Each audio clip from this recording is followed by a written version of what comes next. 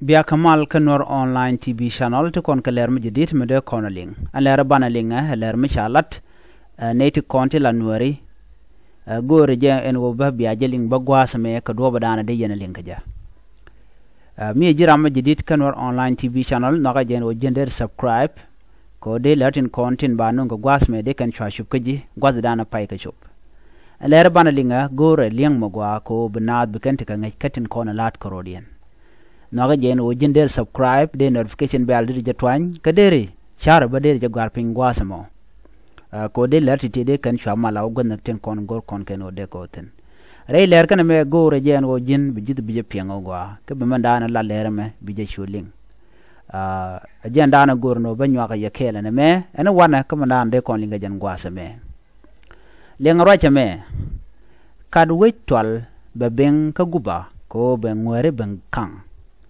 jen cha ja ka luk ko cha ngwere nang a gang te telot a jene be guba dang ka tei mu we ngop we a yen tiang ka yungwen mino gedik with ka yungwen shelik go wote shelik be ko tel gwech mi shelin ka cha jene no gor kono titi de kelinga ne kondi alan kondi no ka jeno de kan le reling Kanor online TV channel